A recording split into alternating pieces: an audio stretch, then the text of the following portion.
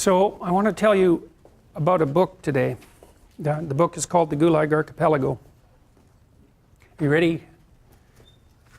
The book is called The Gulag Archipelago, and it's by a Russian author, a Soviet author named Alexander Solzhenitsyn, who was in the Gulag Archipelago concentration camp system for a very long time. He had a very hard life. He was on the Russian front when the Germans invaded the Soviet Union in the early stages of World War II. Now, Hitler and Stalin had signed a non-aggression pact.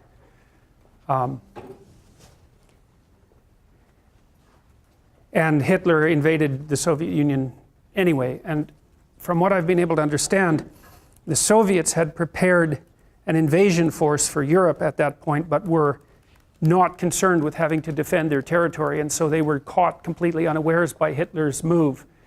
And the conditions on the Russian front were absolutely dreadful, and Solzhenitsyn was a soldier on the Russian front. And he wrote some letters to one of his friends, which were intercepted, complaining about the lack of preparation and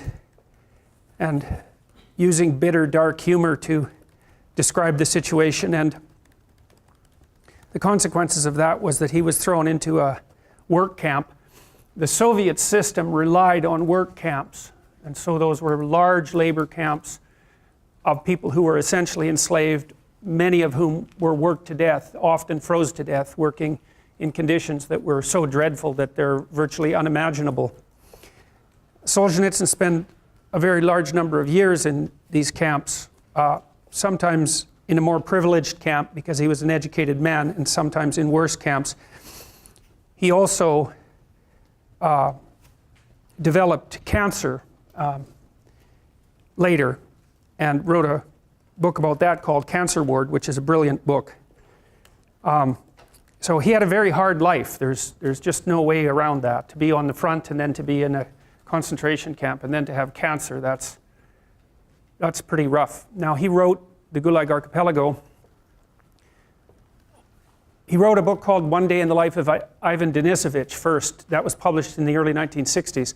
When there was a brief thaw, Stalin was pretty much out of the picture by the end of the 1950s. There's some indication that he was murdered by Khrushchev, and Khrushchev became premier of the Soviet Union after Stalin. And there's some indication perhaps that Stalin was either murdered by Khrushchev and a set of his cronies, or when he was very ill, just before he died, was not helped, at least wasn't provided with any medical attention because of the intervention of Khrushchev and his cronies. Now, there's some indication as well at that point that Stalin, who was an absolutely barbaric in every possible way you could imagine, was planning to start a third world war. And he was certainly capable of doing such things because he had already imprisoned or killed tens of millions of people. Now, just after Stalin died, there was a bit of a thaw in the Soviet Union with regards to internal repression. In the early 1960s, Solzhenitsyn published a book called One Day in the Life of Ivan Denisovich, which was a story about one day in the life, his life really, inside one of these so-called Gulag Archipelago camps. Now, he called it the Gulag Archipelago because an archipelago is a chain of islands. And so Solzhenitsyn likened the work camp system in the Soviet Union, which is made up of isolated camps distributed across the entire state. He likened that to a series of islands, and hence the metaphor. And One Day in the Life of Ivan Denisovich was one of the first publications released in the Soviet Union that dared make public what had happened inside these camps, at least initially. Now, that thaw didn't last very long, but that book had a tremendous effect. It's a short book. It's worth reading. After that, he wrote a number of other books, which are also, he's a great literary figure in the same category, I would say, as Tolstoy or Dostoevsky, which is like really saying something. You know, those two are perhaps the greatest literary figures who ever lived, with the possible exception of Shakespeare. He wrote this book called The Gulag Archipelago, which is published in 3 volumes, each of which is about 700 pages long. The The first one details the origin of the oppressive Soviet system, at least in part under Lenin, and then its full-fledged implementation under Stalin, and the deaths of, well, Solzhenitsyn estimated the deaths in internal repression in the Soviet Union at something approximating 60 million between 1919 and 1959. Now, that doesn't count the death toll in the Second World War, by the way.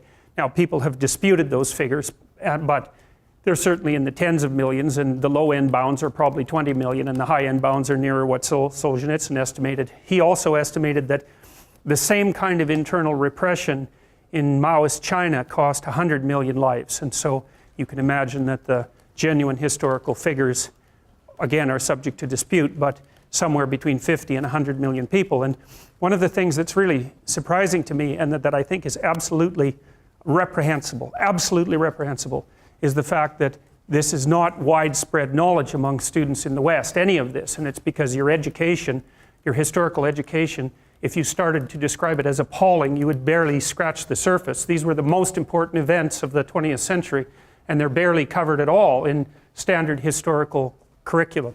You know something, I would presume, about World War II and about the terrible situation in Nazi Germany and the death of 6 million gypsies and Jews and homosexuals in the concentration camps in Nazi Germany. But my experience with students has been that none of them know anything about what happened as a consequence of the repression of the radical left in the 20th century. And I believe the reason for that is that the communist system had extensive networks of admirers in the West, especially among intellectuals, and still in fact does, which is also equally reprehensible.